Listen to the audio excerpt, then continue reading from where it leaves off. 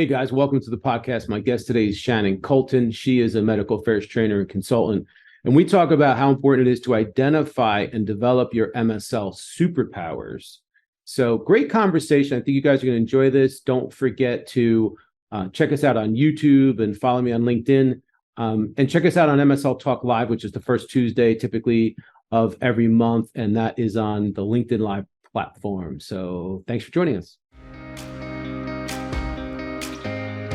Welcome to MSL Talk with Tom Caravela, a podcast specifically designed for MSLs and all things field medical.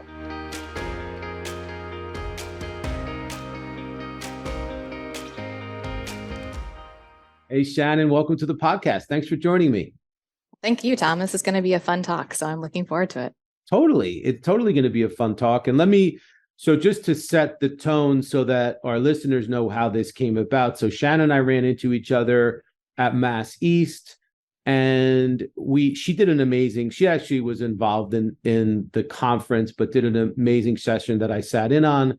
And somehow this concept or the idea, I don't know how it came about, but she had mentioned doing a podcast on MSL Superpowers, which I haven't done before. I think it's an amazing topic. So that's what we're going to do. You guys are in for a treat. Before we go there, Shannon, why don't you introduce yourself, where you're from, and all that good stuff. Great, I will do so. So my name is Shannon Colton. I am a PhD biologist by training. Spent the first half of my career in science education outreach, and the second half of my career has been within the pharmaceutical industry, largely within medical affairs, specifically more within training, and specifically training around the medical affairs team, the field team that's out talking to the providers. And about a year ago, I started my own company to help focus me on doing what I love to do, which is to train and to coach people and to get them excited about their roles, but also elevate them in their ability to communicate science and to engage with their providers. And that's what brings me here today. And guys, Shannon is really good at it because, like I said, I attended some of her sessions and some of her talks, and she's just really, really good at the training piece, I can tell you. And I really thoroughly enjoyed, all of your insights and the stuff that you shared. And I love this idea. So let's jump into it. Like, how did you start to go about identifying and have MSLs recognize their superpower? So it started with me Googling around because I was going to be doing some workshops, and I like to start workshops, especially with me as a consultant coming in, as a way to get to know people. And so I wanted to do a fun icebreaker just to get people thinking and sharing a little bit about themselves. And I came across a post that talked about having everybody create a trading card, like a baseball card, and putting on some information. And I started thinking about it, coupled to other conversations I've had where I love to ask questions. And so I jokingly have said for years that curiosity is my superpower because I feel like it's gotten me very far by asking all my questions. So I thought about combining that element of, well, what's your superpower on this trading card so that we were all superheroes, like the Marvel universe or something. And so I've created this little icebreaker activity to get people to take a quarter sheet of paper and draw a picture of them and to identify what's their superpower? What do they bring to the team? What is the one thing that they feel like they do really, really, really well and helps them be a better team member or a better MSL or whatever the better is? So what is that superpower that really resonates within you? It's so funny because I think it's an amazing idea. I think it's a great concept. I love the trading card idea. As you're talking, I'm thinking about, what would my trading card look like? I'm trying to picture myself on a trading card, right? Because I was a kid, I loved baseball, collecting baseball cards and doing that whole thing.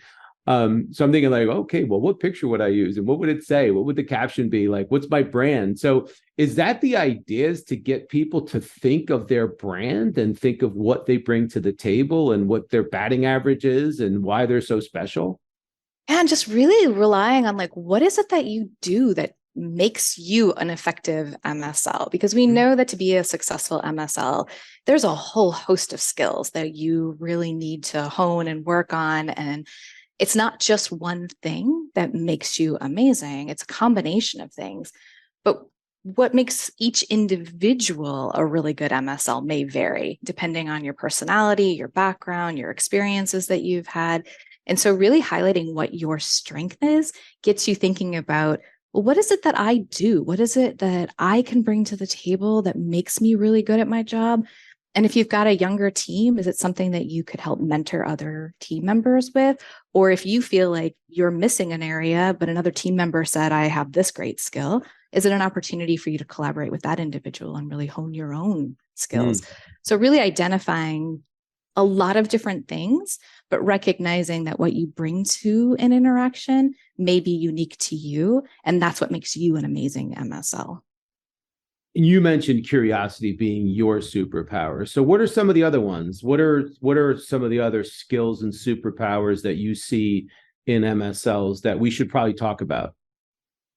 Well, I've had this conversation with a bunch of people, and it's always interesting to me. I have yet to have someone come back to me with the exact same phrasing of something. They may mean something similar, but a little bit of a different variation or a nuance. So everything from like, well, I know my science really well. And that's an easy one to kind of lean into with an MSLs because they're kind of science nerds. We all love to dig into the data. But some people will come back and say, well, I really understand the safety because I was a clinician for a while. And I know that that's really important. And so we have a really good understanding there. Or somebody might come back and say that they collaborate really well with their commercial team members. And that's a skill set that really can be honed across the board for everybody. Or I've had people come back and say, I'm really good at being sociable and connecting and building that rapport with providers, which we feel is really crucial as you're establishing those relationships or growing your relationships over time. And I've had people come back and say that they feel empathic in a way as they're having conversations because they can empathize deeply with the providers, and that helps them set up additional questions that they may ask or probe a little bit differently into an area because they have that connection with the providers. But I think the list can be, huge. We've talked a lot about what skills are necessary for an MSL to have. And communication skills, being resilient, being able to articulate that information, all of those things could eventually be someone's superpower if that's what they feel is like their key contribution that they make. Yeah, these are great. So you started with curiosity yourself, science, safety, collaborative, sociable, empathetic, just to name a few. So would you say that the way to identify your superpower is to come up with a word that describes you or your a special MSL skill the best? Is it as simple as that?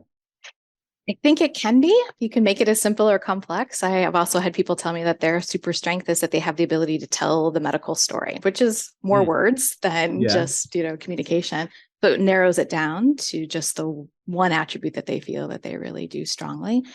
But I think that it's important for us to really think about what is it that I do as an MSL, but what is it that I do really well that gets me that next meeting or enables me to be that trusted scientific partner or, allows me to be their go-to person when they've got questions. They don't go to the competitor MSL, they come to me to discuss things. So that's that underlying skill set that that's your superpower. That's what makes everybody excited to be around you when you're having those conversations. Yeah, it makes sense. It makes sense. So why is this important and how are people using this?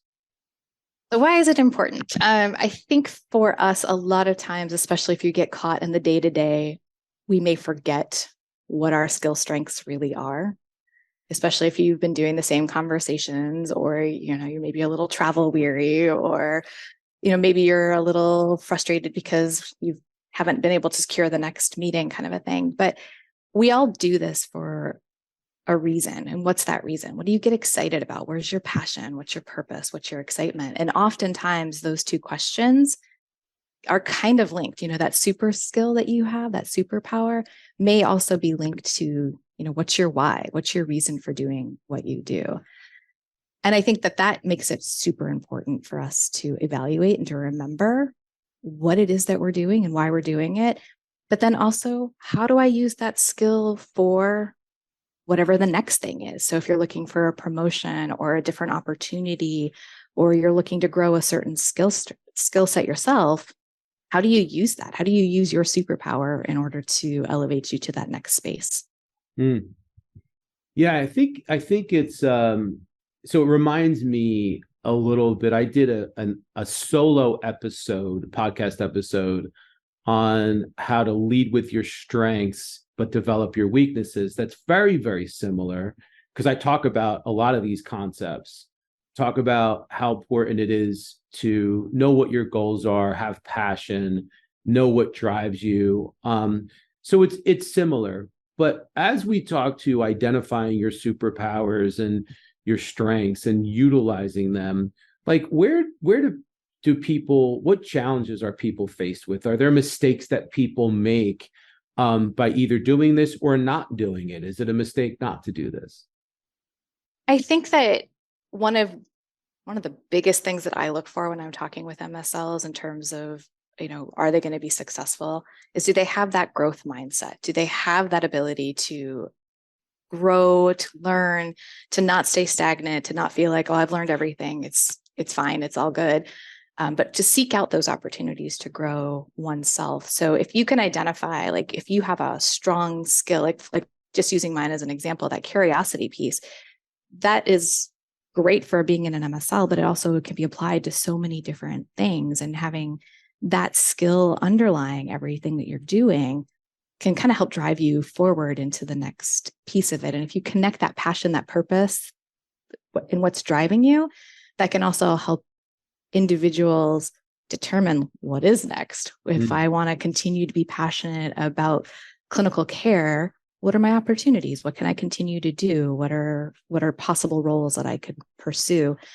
So I think it's important for us to always envision, what are we good at? What are our strengths? Where are the gaps? What can we do? So you can leverage both the good, the strengths that you have, but then also continue to learn and to grow and to develop so that you are not staying stagnant and that you're moving constantly towards that growth and progress and moving outside of your comfort zone a little bit to explore different opportunities. Yeah, I love it. So now let's say you develop this awareness and you start to recognize this superpower. How can you apply that, or how does this awareness help the team, and how can it help others? So if you can identify what your strength is, one of my favorite things within an MSL team is to share best practices. So if you've got an amazing way to reach out and connect with providers in a virtual world to secure that next meeting, that's a strength. And that is something that you could share with team members to help them become better at it. Or if you've got a particular project that you're working on, if you're like, one of the work streams that they have MSLs participate in, and your super strength is collaboration with the commercial team, how do you implement that? How do you use that? How do you make that your strong suit so that it benefits the team on whole? Could it be helping to establish better relationships across the board, not just with you and your commercial partners, but with other members of your team? So there's all these great opportunities that you can use it to help benefit the team. And I think the other bit I love about having a really nice, diverse team when it comes to different strengths, different years within role, different experiences, is that those who have a set of skills, they can mentor other people, help grow those newer MSLs within their roles, but then also they can learn from one another. And so you're just helping that team dynamic over time, building, the relationships between the team members, but then also helping individuals grow within their spaces too. Gotcha. So then what would you say as a trainer, as a medical affairs trainer, what do you hope people take away from this exercise? A couple of things. One, elevate your own self-awareness to recognize what you are good at. Sometimes we get caught up in what we're not so good at and focusing on how do I develop this area that I'm not as strong in. That's the feedback we tend to focus on, right? When people tell us these are your gaps. But sometimes we do really need to remind ourselves that we're good at some things and we need to continue to grow and to develop in those areas as well so that we can leverage those strengths. So building that self-awareness, I think, is critical. I think the second piece to it is that when we talk about being in pharma, things change on a regular basis, right? We talk about the only constant is change. Recognizing what your strengths are can help you navigate through those uncertain times or the times when things aren't going quite as well as we would like them to. And so being able to identify what my strengths are in times of, good, the equilibrium, everything is good, so that when you do shift into more of an uncertain space, you can lean a little bit more into that strength to help you go through a particularly tough spot or a rough day or a tough meeting, depending on whatever the scope of time is. Love it. I think for my part, understanding your strengths, being aware of this, having this awareness should translate into confidence. You should be more confident knowing that you've got the goods. You have superpowers, you have really good skills, you have strengths, and you're utilizing them both internally and externally. And you're on your way to being a kick-ass MSL, for lack of a better explanation. So I think confidence, in my mind, is always, always important. Do you agree? Do you agree with that? Yeah, I think confidence is crucial. You can be the smartest person in the room and know how to communicate your science, but if you get into the HCP's office and you're talking to your providers and you kind of start to second guess yourself, or you're in your head too much, then yeah, that doesn't translate well. But if you can go into the office or the meeting that you're having with that confidence, because you've got this skill set behind you or this knowledge behind you, then you're going to come across as being that much more approachable, that much more engaging, that much more, open to these conversations, so that you can have really deep and meaningful conversations with the provider, so that you're bringing value to them. And then you can bring that value back to the company as part of what you're doing. Mm. And then when we look at that, as you're talking about bringing that value to the external stakeholder and value internally, like, is this really a value play? Is this a way that by MSLs doing this, they become more valuable? Is this a value play in such a way? Because you always hear that term. You always hear the term, how important it is to show your value. Does this go hand in hand with that? I think so. It's one of those virtuous circles, right? Where you think about, what is it that I do well, and how does that then translate? So it could be a confidence thing. It could be an engagement piece where you're like, I've got this, I know what I'm doing. And so you have a really good, meaningful dialogue. And then you bring back some really cool medical insights back into the company. So you show that value piece. And I think your question's a good one from a standpoint of, oftentimes new to role MSLs question the value of what they're doing out in the field. They're uncertain. Like, I go in and I talk science. That's it. That's all I have to do. Where's the value? What am I bringing? And so understanding the role, understanding how you contribute in that space and what your strengths are, can help you realize what those values are that you actually do bring for the company and for the provider, both that internal and external engagement component. Yeah. Well, it's funny when you mentioned that.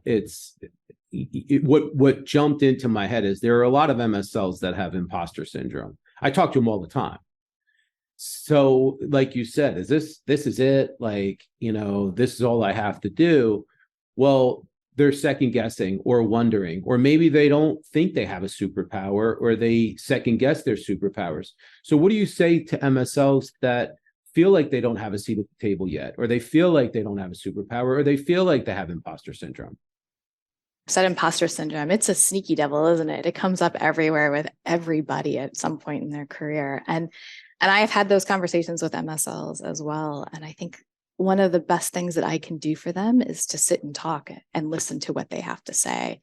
And the longer I can work with MSLs, the more easy it is for me to identify, what are those strengths. But I think for them, they also have to have that exploration and understanding. And so sometimes just having the conversation with them to talk about, what is it that you're good at? What do you really enjoy? What is something that you do within your meetings that you find so easy, or it just comes naturally, or it gives you that rush of satisfaction because you were able to do something really well. And when you have those conversations with individuals, they often can come up with something. They may think it's a small thing, but it often can be a lot bigger when they start to really explore it and identify it, and to really put it into perspective, to see that just because you think your attribute is really small doesn't mean that you're not having an impact elsewhere.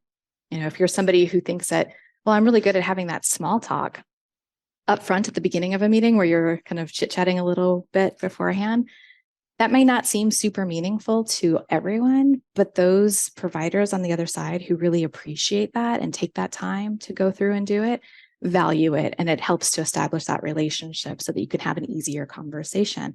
And I know people who struggle with that little small talk at the beginning of meetings, and they want to hop right in to a deep dive of the mechanism of action or something without laying sort of those initial foundational conversations. So those skills can be envied by somebody else, even if it's a small thing or a big thing.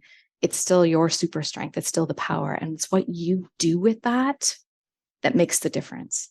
What are you using that power for? How are you using it to really make sure that you are having the most effective meeting that you can? Yeah. And it reminds me, I don't know why, but it brings me to this.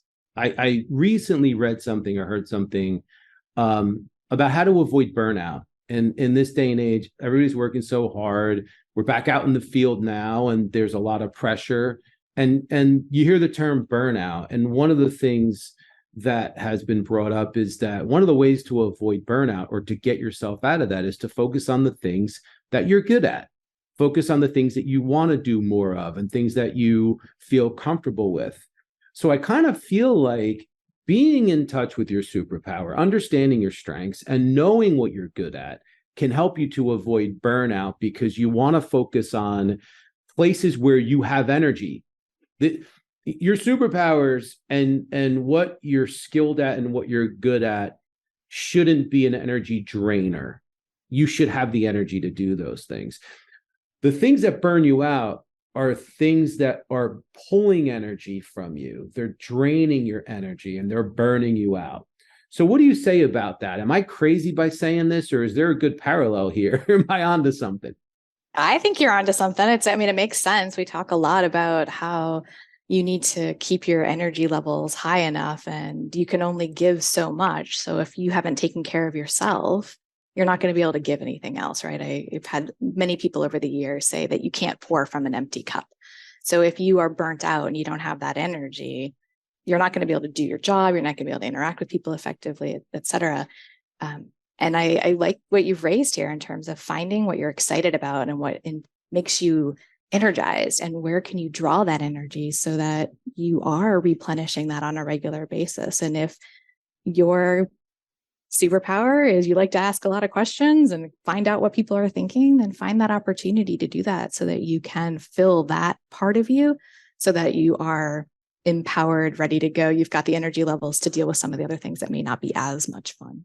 I love that. You can't pour from an empty cup. That's going to be your quote of the podcast. But you know what I love about that is we're talking about filling your own cup and using your superpower to fill your cup and build yourself up. But don't forget that when you fill someone else's cup, there's something you get from that. There's an energy that you get from that. So how important is it for people to use their superpower to help others, and what do they get from that?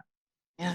And I think that goes back to the comment about best practice sharing, right? If you are someone who can share why your super strength is so amazing and wonderful in an HCP environment, and you can share that with other people, and people get excited, that's invigorating back on yourself, because it kind of provides a lot more confidence in yourself too. So if someone says to you, wow, that's amazing, I never would have thought of engaging with a provider that way, or, well, that's a really awesome email that you just sent and it secured you your next meeting, I'm going to try that. Like, that's invigorating. That's exciting. That's that reaffirming that you know what you're doing, and helps to kind of push that imposter syndrome we talked about kind of back off into the corner to say, no, I do know what I'm doing. And this is going to help me continue to do what I do really well, and also perhaps motivate me to want to continue to develop in other areas so that I can build out more super strengths and have that skill set ready for me when I'm ready to engage with other meetings. So let's talk about the future. I always like to look into the future a little bit and want to get your advice on where you see things going for MSLs, and what are the future superpowers that MSLs need to start to develop? Future superpowers. I think that ability to communicate science with a context around it. So call it the storytelling, communicating the scientific narrative, whatever phrasing you want to use. We live in such an information-rich environment where we literally have access to data point after data point after data point by typing a few words into a search bar. The value the MSL brings is they bring it the context, the why is this important? Why is this relevant to what you're doing in your clinical space? We can all read papers, we can all read posters, but the MSL brings that value add by being able to put it into context. So having that ability to communicate effectively and using that narrative, that storytelling, that design, I think is super, super important, especially as you start to compete with so many other places, whether it's new therapies in the market or new companies that are coming in, or you have to compete for time with a provider. You need to be able to bring that value and that piece. We're all, as humans, hardwired for stories. So it's an opportunity to really engage with your provider in that way. The second thing that I would really go back to, again, it's just that resiliency of being able to roll with changes, to find opportunity when things may not be going quite your way, because that's going to really impact what you do with your career down the road, whether it's staying within the MSL role or moving in-house or taking on a leadership role. All of that, all those, great skills that feed into resiliency are just going to help you become that much more qualified as a candidate or that much stronger in your role. And so really building in that space. So those are the two that I would say are probably going to be really important over the next several years. Really good, especially the first one. I think the first one is so important, because you could have said anything. You could have said, oh, well, people need to get better with technology and artificial intelligence. And you know what? I'm so glad you didn't say that. I'm glad that you said really focus on the relationship and the value that you bring and being that conduit, because the more you do that is more proof that the MSLs of the future are not going to be replaced by machines. I've had people say to me recently, well, the MSL job eventually is just going to be replaced by robots. It's going to be replaced by artificial intelligence, because all KOLs are going to need to do, and HCPs, is they're just going to go in front of their computer and they're just going to type a question and into, whatever it is, whatever artificial intelligence tool it is at the time, and they're going to get all the information that they need. But there's no replacement for that human interaction, for that nuance, for the value, for the question, be able to solve problems and answer questions and ultimately help the HCPs treat the patient. It's not an exact science. Yeah. If it were, then MSLs would have been replaced a long time ago. That's how I feel. Do you agree with that? Only a place for all of those upcoming technologies. I mean, I've had different experiences using the AI pieces, and I think there's definitely a role for it. But I think at the end of the day, this is still a really important dynamic that you have human being to human being to really ensure that our providers, who are people, who are treating people, can still have those kind of dialogues, those conversations, and really understanding what's at the heart of some of their concerns, or where do we want to go in the future? Like, what's still unanswered? Like, that part of it, I think, is still very humanistically driven. So, I didn't answer with the AI piece of it, but largely because I see it as a tool and we'll be using it. But I think that we still, as humans, still need that ability to communicate. And until that completely goes away, which I don't see ever going away, that's still going to be super paramount to the successful MSL. Well, I agree.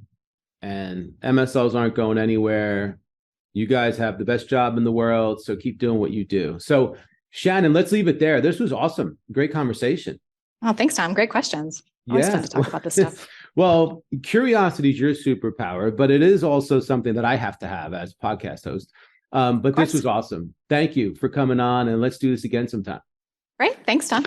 All right. Thanks, guys, for listening. Don't forget to share the show.